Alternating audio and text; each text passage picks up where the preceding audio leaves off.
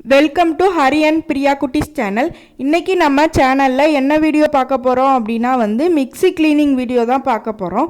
Mixie எவ்வளோ ஒரு அழுக்காக இருந்தாலும் ஈஸியாக எப்படி க்ளீன் பண்ணலாம் அப்படிங்கிறது தான் இந்த வீடியோவில் நான் காமிச்சிருக்கேன்.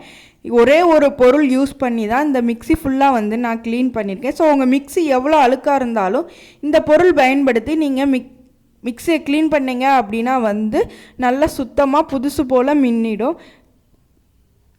நான் இந்த மிக்ஸி க்ளீனிங் வீடியோ எடுக்கிறதுக்காகவே நான் 1 வீக்காக மிக்ஸியை க்ளீன் பண்ணாமல் எடுத்துகிட்டு வச்சுருக்கேன்.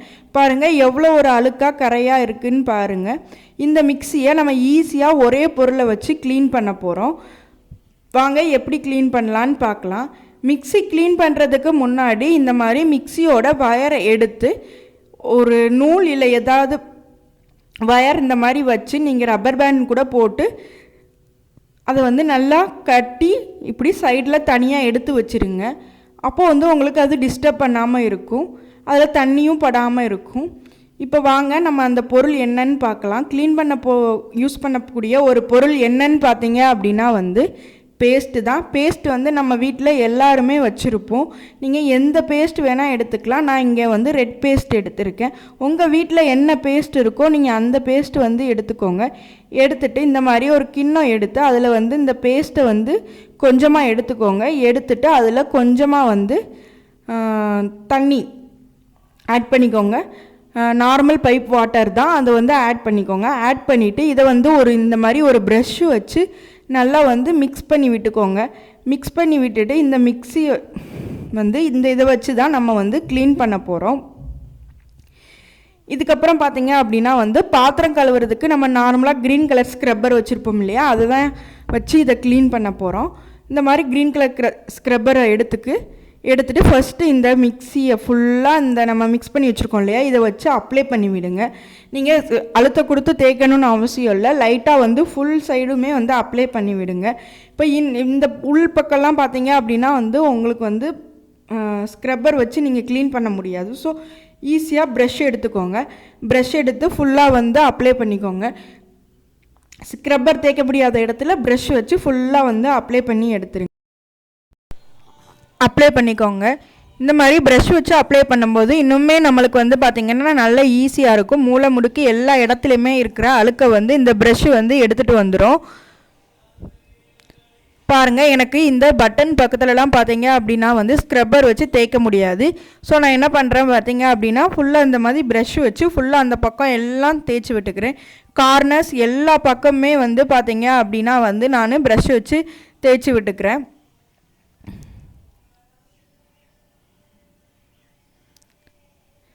நெக்ஸ்ட்டு அகைன் இந்த ஸ்க்ரப்பர் வச்சு எங்கே அழுக்கு அதிகமாக தெரியுதோ அந்த இடத்துல ஸ்க்ரப் பண்ணி விட்டுக்கிறேன். ஃபர்ஸ்ட்டு அப்ளை மட்டும்தான் லைட்டாக பண்ணேன். ஸோ திருப்பி இதை வச்சு ஸ்க்ரப் பண்ணி விட்டுக்கிறேன். லைட்டாக ஊறி இருக்கும். அப்போ பார்த்தீங்க அப்படின்னா ஈஸியாக கரை எல்லாமே வந்துடும்.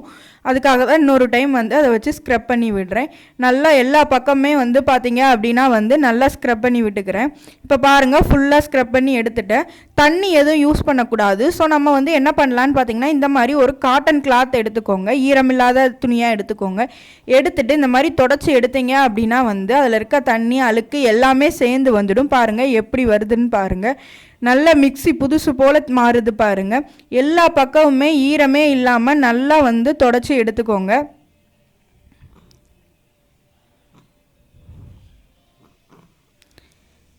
இப்போ எல்லா பக்கமுமே நான் சுற்றி சுற்றி தொடச்சி எடுத்துக்கிறேன்.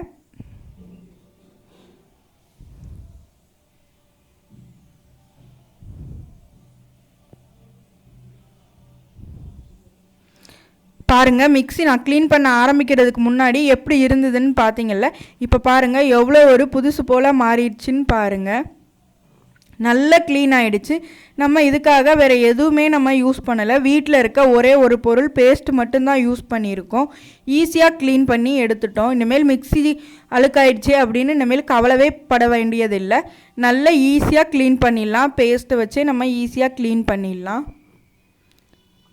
பாருங்கள், நான் ஃபுல்லாக சுற்றி சுற்றி காமிக்கிறேன். பாருங்கள், எல்லா பக்கமுமே பார்த்தீங்க அப்படின்னா அழுக்கு இல்லை, போயிடுச்சு. எல்லா பக்கமே போயிடுச்சு. உள் சைடுப்பில் பாருங்கள் எப்படி இருக்குன்னு பளிச்சுன்னு மாறிடுச்சு. இப்போ மிக்ஸி பார்க்குறதுக்கே புதுசு போல் இருக்குது. இந்த பின்னாடிலாம் பார்த்தீங்க அப்படின்னா எவ்வளோ ஒரு கரையாக இருந்தது, அந்த கரை எல்லாமே போயிடுச்சு பாருங்கள். சுத்தமாயிடுச்சு மிக்சியே, நல்லா புதுசு போல் இருக்குது. கண்டிப்பாக இந்த மாதிரி நீங்களும் ட்ரை பண்ணி பாருங்கள். உங்கள் மிக்சியை கண்டிப்பாக இந்த மாதிரி க்ளீன் பண்ணி பாருங்கள். அடிக்கடி இந்த மாதிரி க்ளீன் பண்ணி வச்சுக்கிட்டீங்க அப்படின்னா வந்து மிக்சி புதுசு போல் மெயின்டைன் பண்ணலாம்.